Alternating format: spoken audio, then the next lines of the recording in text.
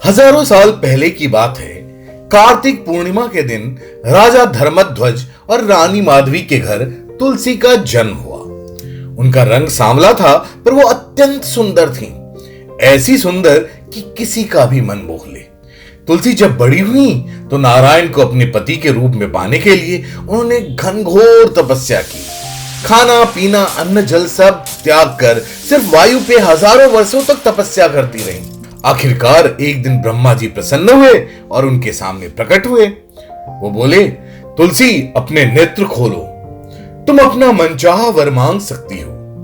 भगवान विष्णु की भक्ति, उनकी दासी बनना अथवा अमर होना, तुम जो भी चाहोगी मैं वो वर देने के लिए तैयार हूं। तुलसी ने प्रणाम करते हुए कहा, पितामह आपसे क्या छुपा है, आप तो सब कुछ जानते हैं। फिर भी यदि आप मेरे मुख से सुनना चाहते हैं तो मैं आपको बता देती हूं कि पिछले जन्म में मैं तुलसी नाम की एक गोपी थी और गोलोक में रहती थी। भगवान श्री कृष्ण की प्रिया थी, उनकी अनुचरी थी, उनकी प्रेयसी, सब कुछ होने का सौभाग्य मुझे प्राप्त था।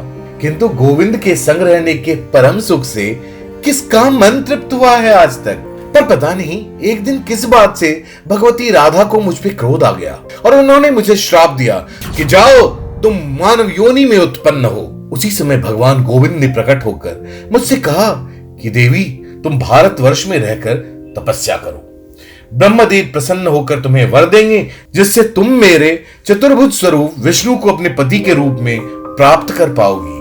और इतना कहकर वो अंतर्ध्यान हो गए। हे पितामह, उन्हीं के श्राप के कारण मेरा जन्म इस पृथ्वी पे हुआ है और मैं भगवान नारायण को अपने पति के रूप में प्राप्त करना चाहती हूँ। ब्रह्मा जी बोले, देखो श्री कृष्ण के अंग से ही उत्पन्न हुए गोप सुदामा को भी राधा जी ने श्राप दिया था। वह तुमसे विवाह करना चाहता था, मगर राधा जी इस बात से नाराज हो गईं और उन्होंने कहा कि जाओ तुम्हारा जन्म असुर कुल में हो। इस प्रकार राधा जी के श्राप से सुदामा का जन्म भी पृथ्वी पे हुआ है, एक असुर के रूप में। उसका नाम शंखचूर्ण है। शंखचूर्ण बड़ा ही बलशाली, बड़ा ही पराक्रमी है। तीनों लोक में ऐसा कोई नहीं जो उसका मुकाबला कर सके। उसे अब भी तुमसे प्रेम है, वो तुमसे विवाह करने के लिए तपस्या कर रहा है, तुम उससे विवाह कर लो। यह कहकर ब्रह्मा जी चले गए और जाते जाते उन्होंने तुलसी को एक मंत्र दिया, यदि इसका जाप करोगी तो राधा जी प्रसन्न हो जाएंगी और तुम्हें श्राप मुक्त कर देंगी और उसके बाद तुम विवाह कर पाओगी। तो तुलसी ने उस मंत्र का जाप किया और उसे श्राप से मुक्ति मिल गई।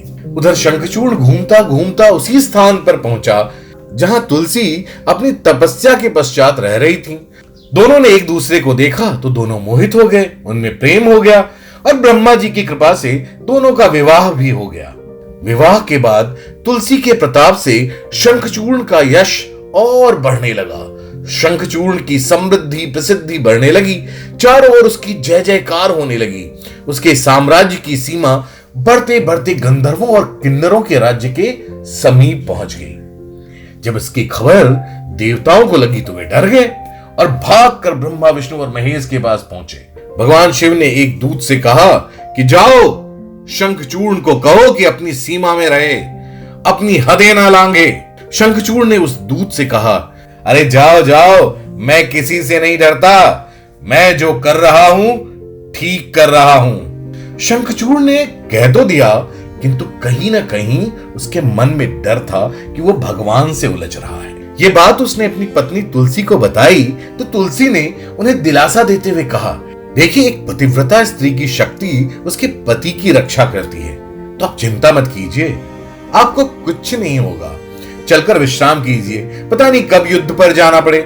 शीघ्र ही देवताओं और शंखचूर्ण के बीच युद्ध छिड़ गया। शंखचूर्ण को युद्ध पे भेजकर तुलसी भी ईश्वर की आराधना में लग गई। उसकी पतिव्रता धर्म की शक्ति से एक कवच सा बन गया था और शंखचूर्ण का कोई बाल भी बांका नहीं कर पा रहा था।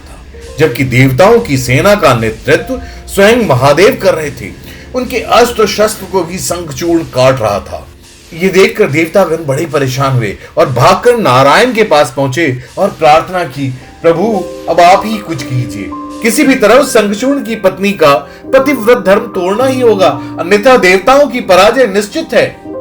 भगवान विष्णु ने कहा, ठीक है, और एक ब्राह्मण का वेश धारण कर वे शंखचूर्ण के पास गए। और उनसे अपने मन की मुराद पूरी करने का वर मांगा। शंखचूड़ ने भी मद में अधिक ध्यान नहीं दिया और तथास्तु कह दिया। ब्राह्मण बने नारायण ने आगे जाकर शंखचूड़ का रूप धारण किया और तुलसी के सामने जाकर खड़े हो गए।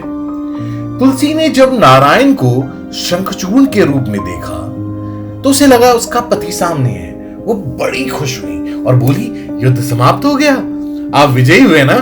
शंखचूड़ बने भगवान विष्णु ने कहा, हाँ, तुम्हारे रहते मुझे कौन हरा सकता है, देवताओं की पराजय हुई है। ये सुनकर तुलसी बड़ी प्रसन्न हुई और जाकर उसके गले से लिपट गई।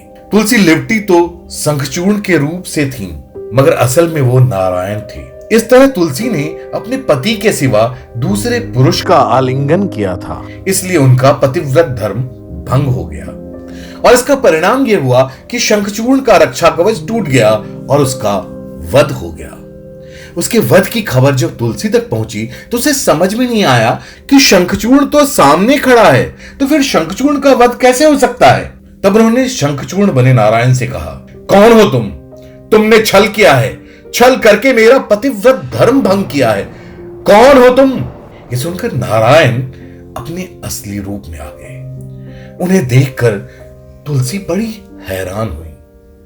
नारायण ने क्षमा मांगी और कहा, देखो तुलसी, तुमने हमेशा मुझे ही पाने की तपस्या की थी, तो ये तो एक दिन होना ही था। इस पर तुलसी भड़क गई और उन्होंने कहा, आप कैसे पत्थर हृदय के हैं? आपने छल करके मेरा पतिव्रत धर्म भंग कर दिया। जाइए, मैं शाप देती हूं, आप भी पत्थर के हो जाएं। जैसा आपका हृदय पत्थर का है, वैसे ही आप भी पत्थर के हो जाएं। नारायण ने बड़ी विनम्रता से उनके शाप को स्वीकार किया और कहा, शीघ्र ही तुम इस शरीर का त्याग कर दोगी और अब से सदा मेरे साथ स्वर्ग में ही निवास करोगी। तुम्हारे इस पार्थिव शरीर से एक नदी का जन्म होगा, जिसे भारतवर्ष में गंडक नदी के नाम से जाना जाएगा, और तुम्हारे केश से एक अत्यंत पावन पौधे का जन्म होगा, जिसे तुलसी के नाम से जाना जाएगा। तुलसी का ये पौधा सभी पेड़ पौधों में सबसे ज्यादा पवित्र माना जाएगा।